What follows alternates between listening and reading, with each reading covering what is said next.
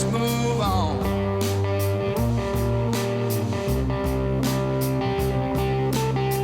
My mind is focused on things past and We're in transit to the airport right now.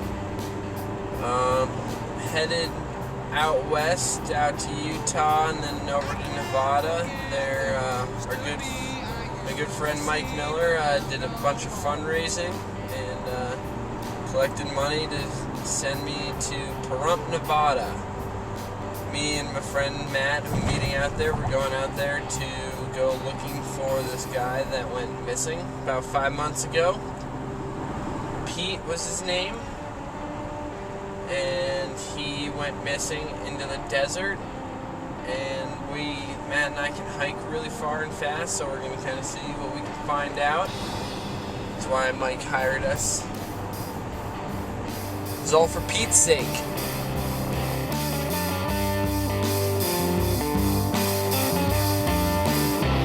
think I'm living in a past life, and a past life too. It's a kind of thing that There we go. I guess there's really nothing more but to get on the airplane. just believe that it's a thing to do. So here's a little feedback. You gotta wear those shoes.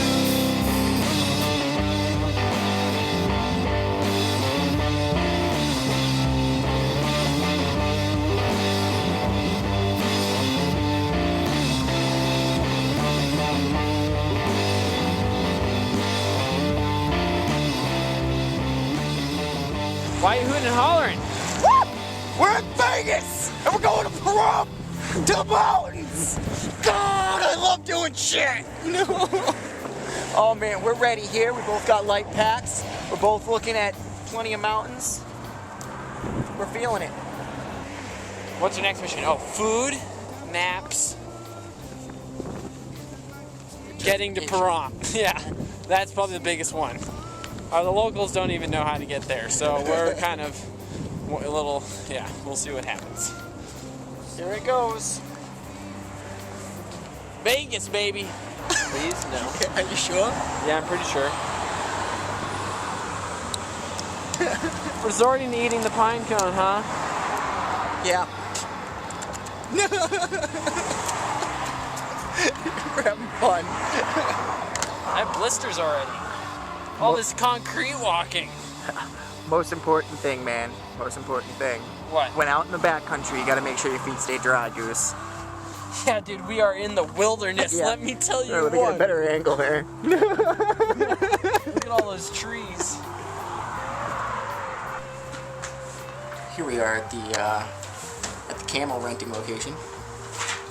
My good friend over here is helping us out, Frank. Thanks a bunch. Thank you, Frank. Goose here was the initiator of this decision. That's your rental Feet agreement. were. That should remain in the vehicle at all times. That also needs your vehicle registration as well as proof of rent. Cool. What we're gonna have to do is we'll go and we'll get into the car, okay? And then I'll get out and I'll film you driving away, and then I'll run out and jump in too, okay? Okay. All right. I got you.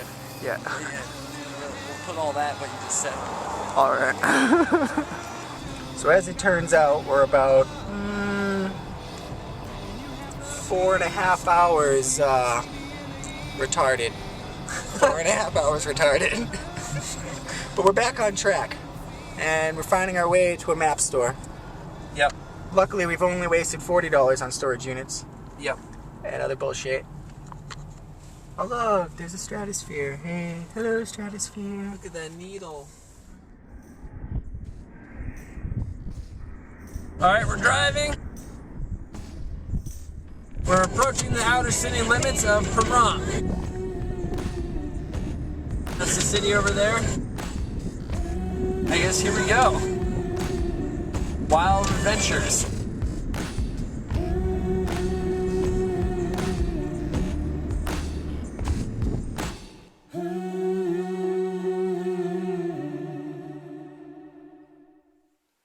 Rise and shine. First day of the rest of our lives. Oh my god, so bright.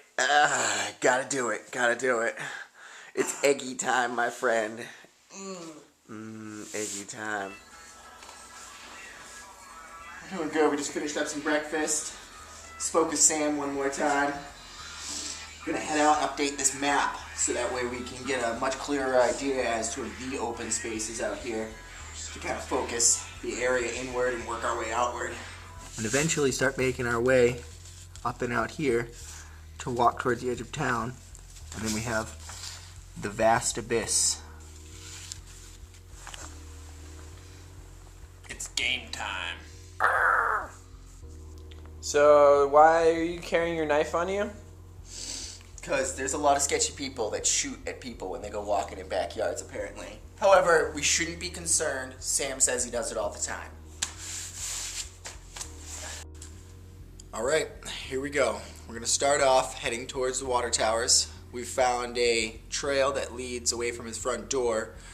And oddly enough, the mouth of that trail curves one way towards one water tower and one way towards another.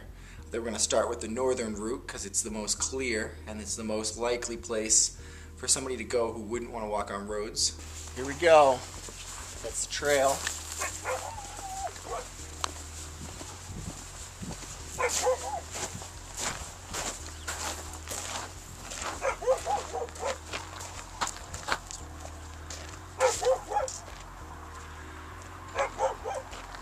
This is the trail leading away from his house. Goes that way into that field. That's where we're gonna head first.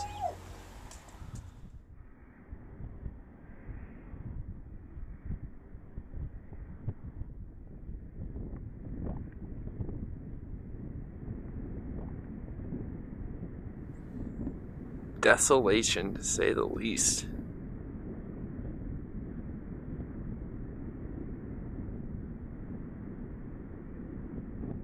So one of the things I absolutely love about this town is it's like half built, really. It's kind of, I'm walking on a road right now. I don't know if you can see behind me. It's a road. But to prove that, there's that street sign here. As you can see, there's clearly no houses near me at all. Four-wheeler tracks. But that's it. But that's okay. Because we have a street sign. So we just combed like, what would you say, like 4 or 5 football fields in the matter of minutes? Yep. That was pretty easy. We're still got some walking to do. We're walking to that first water tower, the northern one. But one issue we're having with is we find dirt bike tracks all over the place between here and the water tower. And as Matt nicely pointed out, if you're on a dirt bike and you hear a gunk, you know you're going to stop if you see or hit something that you know may or may not be a missing person. So a little bit of discrepancy there. So I think if we're going to find this guy, Pete, it's going to be where there aren't the tracks, right? Yeah, I think you're right. No reason to go looking where somebody else already did. Nope. Tumbleweed! We've Yeah. quickly found ourselves at the edge of town here after making a pretty linear line here. Yeah, we found ourselves to that one water tower you can see in the background. That's by houses, though, too close, I think, to where he would go. Yeah, I think Like, you're right. Now we're just left with this huge field. That's a search area. I'd say if we're going to find something, it'd be more promising out there than anywhere else we've looked. We use that road to the north as a handrail, and we're going to the gravel pit. Yeah, we're going to lawn mow this whole field. We make 5 or 6 passes. Yeah, to That other water tower. the water tower and back. Gotcha. Okay. And then I think that would be pretty good. Matt and I just did a little experiment from, we're about 50 yards out from one another. And our experiment was we each laid down for the other to see what it actually looked like, a body in the sand. And it ain't really that obvious that it's a body or anything of that sort. So it's a little disconcerting because it makes our lives harder.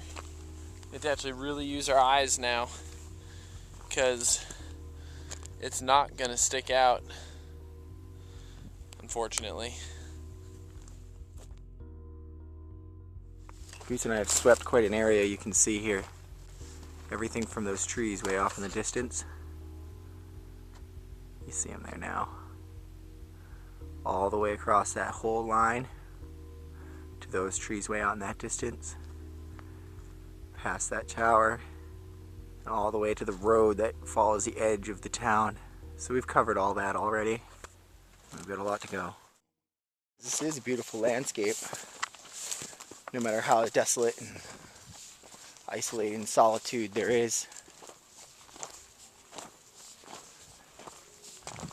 I'll start pondering these thoughts. Here we are, we're back. We're going over what we searched so far.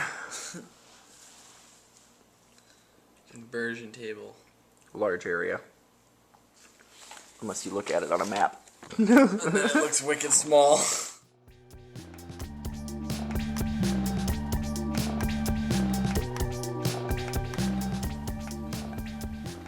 It's gonna be bananas, dude. Now we gotten serious. We're here in the backcountry desert of Pahrump, Nevada, and I'm about to do a trade-off with the camera for Matt, and we're hot on no trail whatsoever, but we're looking for nothing in particular, and maybe we'll find something. We can only hope that's the way this plays out. Yeah. Bruce and I have been out here for almost a day now, and I'm starting to be able to read the terrain a lot better than I had when I first got here. I'm learning that on the tops of these extremely shallow hills, like I'm on top of now, we have this open area. Actually, hey, look at this. I found one of those Karens. Hey, Goose! I found a Karen! Yeah! And I'm gonna keep my eyes open for these Karens. Maybe they'll lead us somewhere.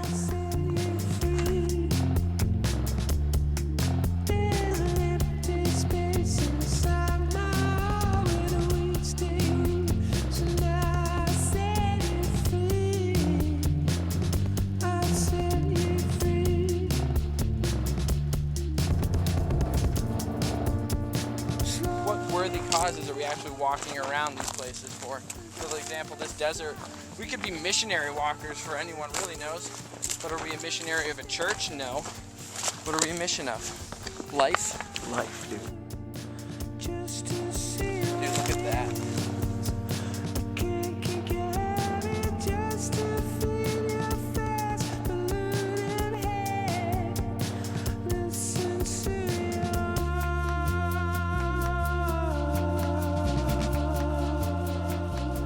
Started marking out in pink the tracks that we've made. Pretty accurate, actually. I've done all that up there. And this is only first and a half day. All the yellow lines are roads that actually exist in this town. Except for gravel roads, we don't count those.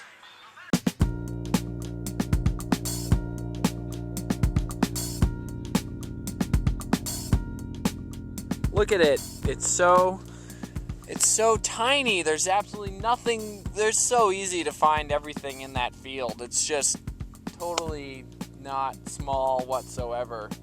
And we can totally see everything in that whole field. It's lovely.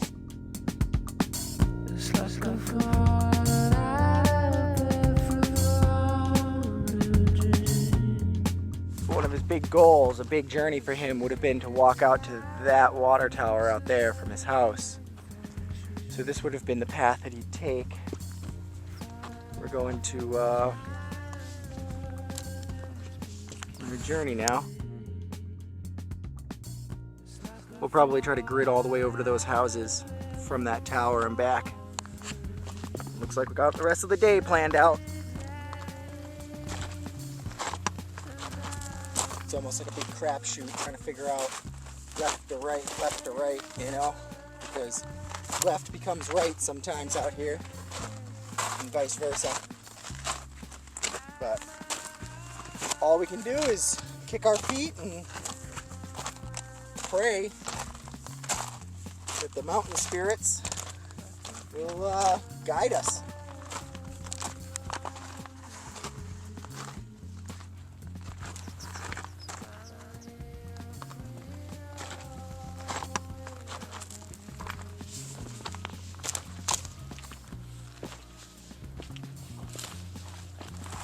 Pete!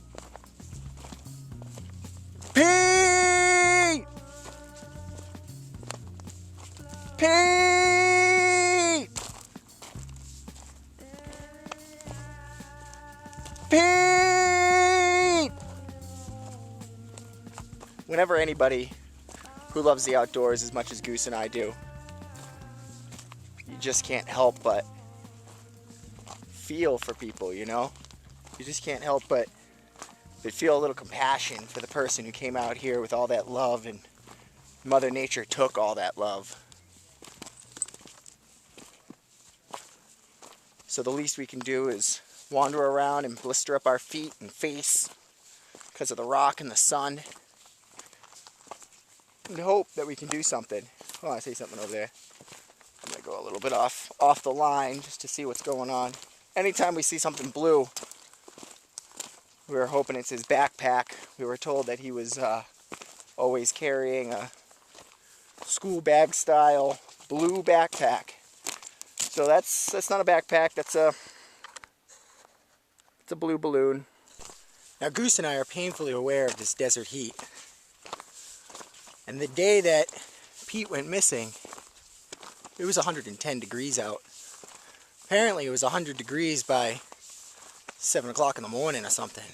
So every time I come up to any potential shade, I'm finding a tendency to look into that shady spot.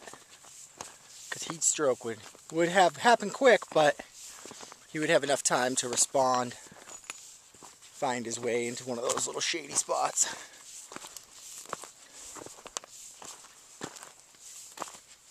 One just like this around this corner here. Let's take a look. And actually, looks like we do have a bone here.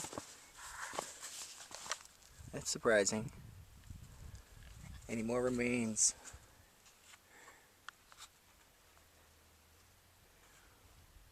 Now, it's normally when you find remains of any kind, you try not to disturb them, just in case. But I'm gonna have to take a look at this bone and see what we can find about it.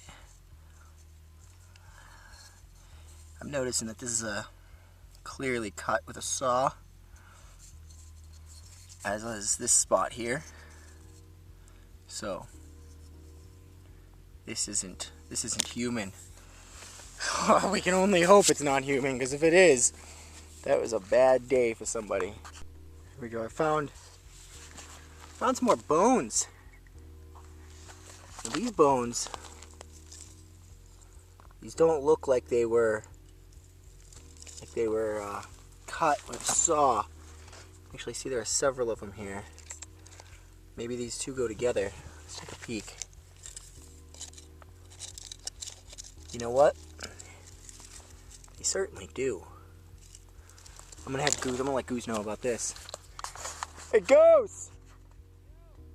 Hey buddy, I found a bunch of bones!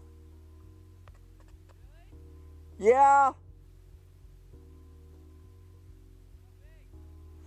Well, I've got some that look like they were chewed up, broken into a couple of pieces. I found some back there too. Those look like they were cut with a saw. We found some more bones right here. That to me looks very much like an arm or a leg of something. And again, no saw marks. So this didn't come from a butcher shop. These ones look like they're a lot older than 5 months though. But I think we're gonna spend a little bit of time right in this area looking to see how many more we can find. I'm gonna have to change my trail name to Bones, because it looks like I found another one right here. Just about stepped on it.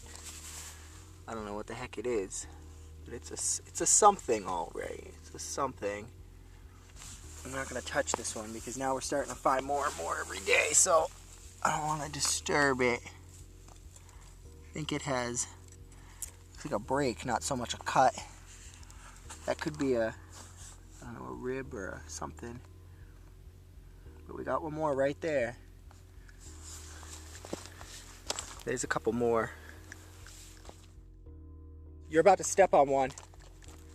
If you look at this one over here, dude.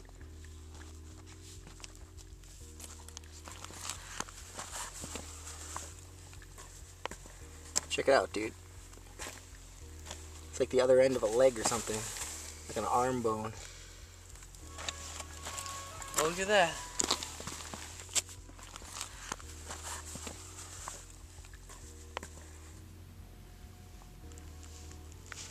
Interesting. Good find.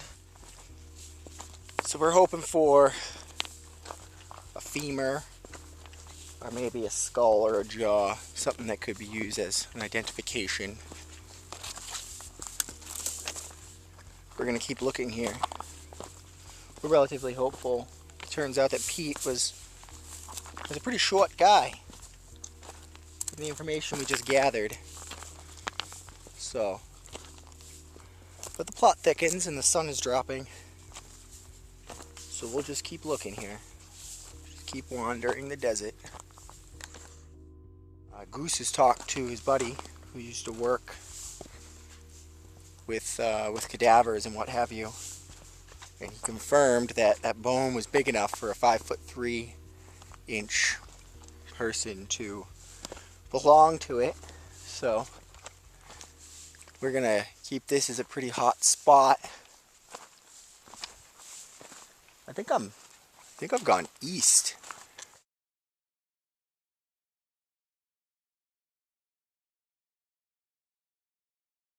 We're here at our car, waiting for the police officers to arrive. Sam was kind enough that he'd go to the police station today, that he informed them of all the bones that we found. And apparently, according to the story, that when the sister was out here, they got some DNA from her so they could do matches, and they've been out here actually searching a little bit. I don't know if they found some stuff. I think it was animal bones or something they were saying. I think, all things considered, at least we found something. I don't know. So this is Detective Joe Close. He's been living in the Pahrump area for about 20 years, working as an officer for about 17. He's taken photographs of the remains. And now we're going around collecting what we found. I've been out in the desert for any length of time beyond a week, and they start having scavenger activity. The area itself of where it happens at is trampled like you wouldn't believe. Oh, okay. It's almost like poof dirt. You know, just because of that animal activity, you can actually see the paw prints. Okay. Basically from coyotes and Just stuff. like stirs Yeah. everything up around it. These are just one or two things because they're kind of close to washes, each one of them. Yeah. So they're either brought down from up above, you know, when it floods. Yeah. Because a lot of people go out and barbecue and stuff like that. Okay. Or it's actually somebody that passed, you know, in this area, and then they just kind of grabbed a bone because when they get, I don't know if you guys, how much you guys spend in the desert? Not a lot. Mostly in the woods. Mostly in the woods. Yeah, in forests. So, what are your canines out there? All right, guys. Sounds good. All right. Thanks a lot, Joe. See ya.